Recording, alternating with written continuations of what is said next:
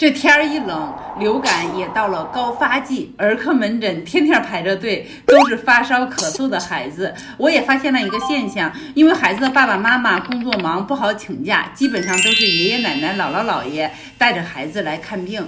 再赶上现在医院人多，流程复杂，实在是太费劲了，还容易交叉感染。其实家长不用太焦虑，孩子感冒发烧如果不严重的话，在家也能很好的应对。建议流感高发季可以备好这3类药。第一，退烧药，比如布洛芬，或者是对乙酰氨基酚。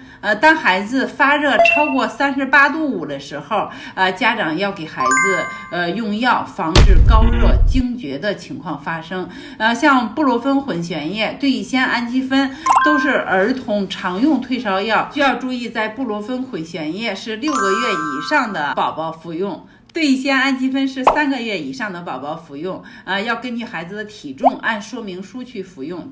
第二，抗病毒，除了西药的奥司他韦，中医上也有治疗流感的中成药，比如小儿风热清。现代医学研究证实，小儿风热清能够抑制流感病毒复制和炎症因子过度表达，同时缓解症状的有效率能达到99.12%，所以它具有抗病毒和缓解症状的双重作用。在多个指南共识中均将它作为推荐用药，适用于感冒、流感、新冠及其引起的发热、咳嗽、咳痰、全身酸痛、咽喉红肿、疼痛等症状。另外，它不含防腐剂，0岁以上宝宝都可以服用。第3个是止泻药，比如蒙脱石散。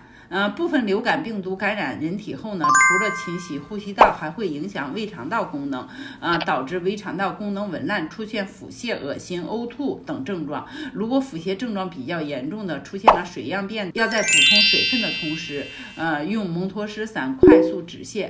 记得要选择儿童专用药，空腹状态下服用。最后叮嘱一下家长们，如果孩子出现了高热持续不退、咳嗽等症状比较重的情况下，一定要及时带小宝宝去医院就医，以免延误病情。